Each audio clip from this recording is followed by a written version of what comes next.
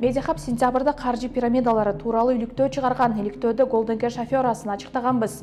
Жабырлануучулар бул пирамиданы уюштургандардын бири деп кыргыз жараны Анаркүл Чикаевага каршы көрсөтмө беришкен. Деле ушул Анаркүл алып келген, офисте деле ушул таап берген.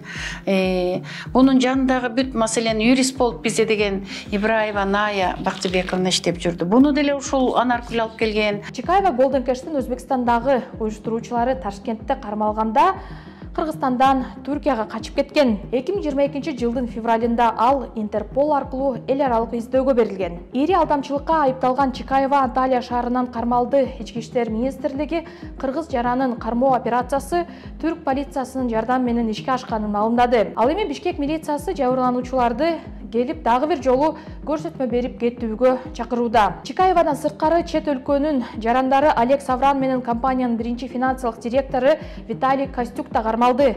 Чет өлкөнүн жарандары менен кыргыз жарандары Golden Cash жана KG Gold компанияларын ачып, адамдарды алтынга инвестиция кылууга чакырган.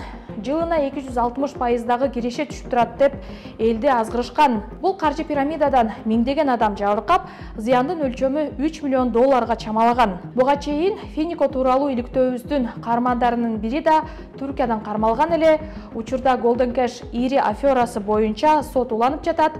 Кандай ойлойсуз? Шылуундардын торуна түшкөндөр сот адилеттүүлүгүнө жетеби? Оюңузду комментарийге жазыңыз. Бул видеону бөлүшкөнү унутпаңыз.